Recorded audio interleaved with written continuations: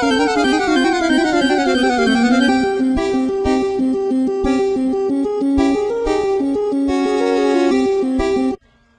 everyone, and welcome to my first Pokemon competitive battling guide that I just decided to make because I was bored and I had nothing else to do.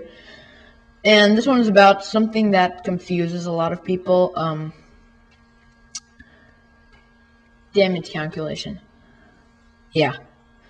So basically just what it is how much damage the attack will do against the defending Pokemon. And the thing that mainly influences it is the attack of the attacking Pokemon and the defense of the defending Pokemon. And all the other little things around it that also influence it. So basically the attacking Pokemon has 50 attack and the defending Pokemon has 300 defense, it's probably not going to do that much. But if the attacking Pokemon has 300 attack and the defending Pokemon has 50 defense, it's going to do a lot. Probably even knock it out. And the second biggest thing is the power of the attack. So for instance, say Earthquake has 100 power and an attack like Feint has 50 power. So then, Earthquake does double the amount of damage as Feint, because yeah, it's 100 and that one's only 50. And then the third thing is the types. So if you're the type of the attacking attack and the type of the defending Pokemon. So if you're using a fire attack against a water type Pokemon, it's not going to do that much, but if you're using a water attack against a fire Pokemon, it's going to do more. Well, a lot. Which is pretty basic stuff. You probably already know this, but I'm just going to say it again. And then the next thing is is stat. Well, yeah, stat kind of still comes stat types, but oh well. So stab is what type the attack is and what type the attacking Pokemon is. So if the type of the attacking attack is the same as the attack of the attacking Pokemon, it's the same as the type of the attacking Pokemon, that's kind of confusing, it gets a stab bonus, which is times 1.5.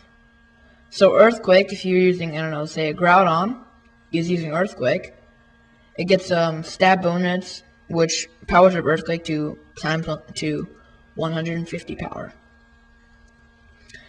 And then the next thing is stat boosts, which is also very important because it can get up your stats pretty high. So if you're using, for instance, Sword Dance, it doubles your attack. So Earthquake would be, instead of 100 power, it would be 200 power.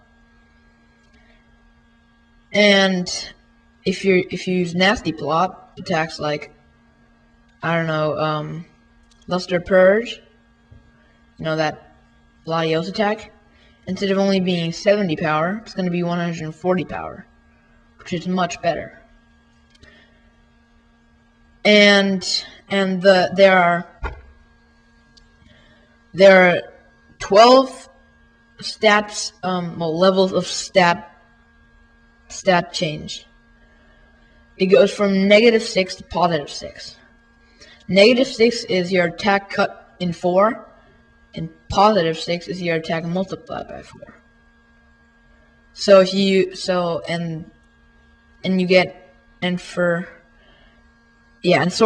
Dance raises your attack up 2 stages here. Stage 2, which is ×2. And if you use another sword, it's going to be at stage 4, which is ×3. And if you use another Sword Dance, it's going to be at stat 6, which is ×4. Also the other way around, if say Feather Dance, or if you use Superpower to lower your attack, and attacks like Howl, Yeah, they raise your attack up 1 stat, and growl raise your attack down 1 stat. Yeah, and same thing with special attack, like I already said. And then another thing that I should have mentioned earlier, but I just forgot about it, I guess. It's kind of pretty basic important. Is the difference between physical attacks and special attacks. So, physical attacks are, I guess I'd say they're more commonly used, but yeah. Not really, but oh well. So physical attacks are attacks like Earthquake, Brick Break, Tackle, and so on and so on. And the power of your physical attacks becomes determined by your attack stat. So Weavile, for instance, who is a pretty physical attacker, who can get pretty high special physical attack. Yeah, he will probably be used for physical attacks. And other Pokemon like, say, Porygon Z, they have very high special attack, will be used for special attacks. And special attacks are, for instance, Hyper Beam, Ice Beam, Tri-Attack, all Porygon Z attacks. And so and the other thing is special defense and physical defense. So if you're using a physical attack, the thing that determines how strong or how weak, well, the other thing that determines it is the defense of the physical defense. And for special attack, it's, yeah, special defense. And I think I still have, yeah, and items are also pretty important, like Life Orb. It gives a times 1.3 attack boost, but it also lowers your HP per attack that you do. It lowers your HP by 1/16th of a health, I think. Yeah. And like Choice Band, it raises your physical attack times 1.5, which is pretty sweet. Except you can only use that attack until you switch out the attack that you first used with it. So that's the thing you want to see. And choice skips, and yeah, and all of those other items. And the last thing I want to say is critical hits.